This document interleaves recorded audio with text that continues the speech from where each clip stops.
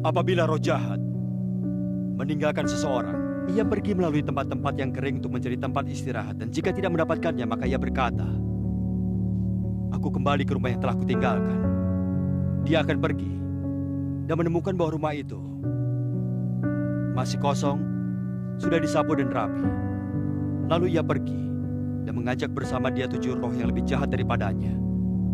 Mereka masuk dan tinggal di situ. Akhirnya keadaan orang itu lebih buruk daripada sebelumnya.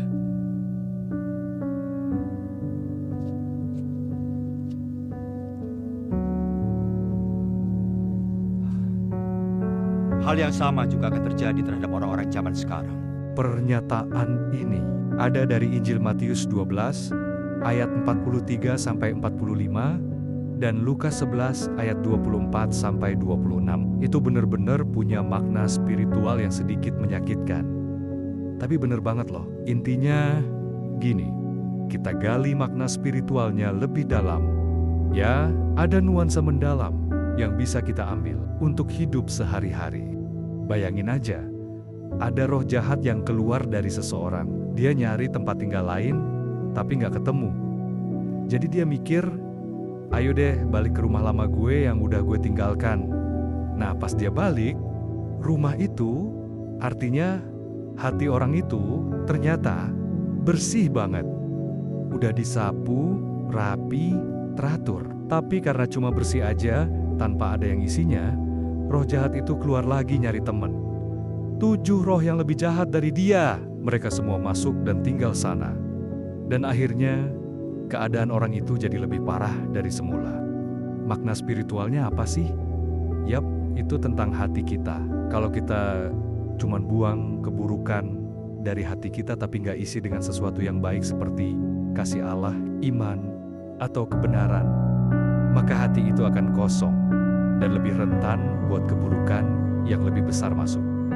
Seperti rumah yang bersih tapi kosong, gampang diserang oleh debu atau makhluk lain kan? Makna spiritual utama ini adalah pengingat tentang pentingnya tidak hanya menghapus keburukan dari hati, tetapi juga mengisinya dengan kebaikan yang sesungguhnya.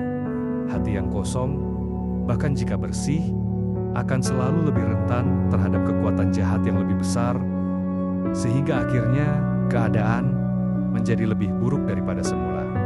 Rincian makna dalam setiap bagian. Ke-1, apabila roh jahat keluar dari manusia, ia pun mengembara ke tempat-tempat yang tandus, mencari perhentian. Tempat tandus melambangkan tempat yang jauh dari kasih Allah dan kebenaran. Tempat di mana kekuatan jahat sulit bertahan. Ini menunjukkan bahwa keburukan tidak bisa bertahan di tempat yang penuh dengan kebaikan. Jadi, ia harus mencari tempat lain. Tapi jika ia tidak menemukan, ia akan kembali ke rumah lama, yaitu hati yang pernah ia tinggalkan. Kedua, maka ia berkata, "Aku akan kembali ke rumah yang telah kutinggalkan itu." Maka pergilah ia dan mendapati rumah itu bersih tersapu dan rapi teratur. Rumah yang bersih adalah hati yang telah melepaskan keburukan. Misalnya kebiasaan buruk, dosa, ketakutan, tapi hanya itu saja. Tanpa ada yang mengisinya, hati itu tetap kosong. Banyak orang berpikir bahwa cukup tidak melakukan yang buruk untuk hidup rohani. Tapi ini menunjukkan bahwa itu tidak cukup.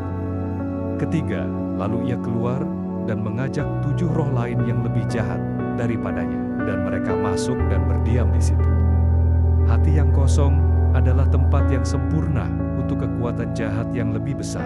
Angka 7 melambangkan keutuhan kekuatan jahat mereka, tidak hanya satu, tapi semua jenis keburukan yang lebih parah.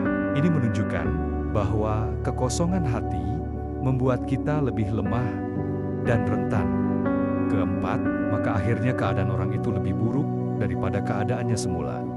Ini adalah konsekuensi dari hati yang kosong. Tanpa kebaikan yang mengisi, keburukan yang masuk nanti akan lebih kuat dan lebih sulit diusir. Ini mengingatkan kita bahwa perjalanan rohani itu bukan hanya tentang menghindari yang buruk, tetapi juga tentang mencari yang baik. Jadi, pesannya itu bukan cuma cukup buat hindari yang buruk, tapi kita juga harus isi hati kita dengan yang baik dari Yesus. Begitu hati kita penuh dengan kasih kasih dan kebenaran, gak ada ruang lagi buat keburukan masuk. Keren banget kan? Meskipun agak rempong ceritanya. Makna spiritual lebih dalam untuk kita. Hati butuh isi yang baik.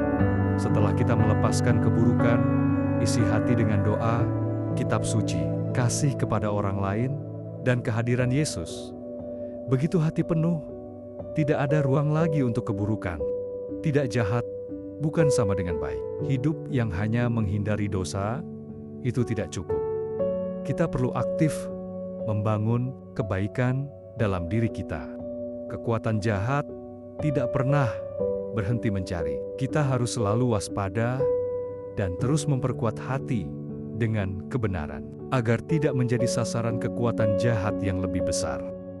Perjalanan rohani adalah proses yang berkelanjutan. Tidak cukup buat bersihkan hati sekali saja, kita perlu terus mengisi dengan kebaikan setiap hari. Kesimpulannya, kata-kata ini adalah pesan yang penting. Hati kita seperti rumah. Jika kita hanya membersihkannya, tapi tidak mengisinya dengan sesuatu yang berharga, ia akan tetap kosong dan rentan.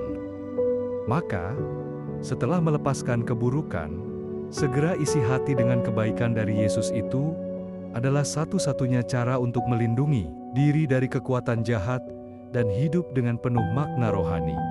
Apakah ada keburukan yang kamu pernah lepaskan? Dan bagaimana kamu mengisi hati kamu dengan kebaikan setelah itu? Wah, semoga semua jawaban bermanfaat banget buatmu dalam perjalanan rohanimu. Terima kasih.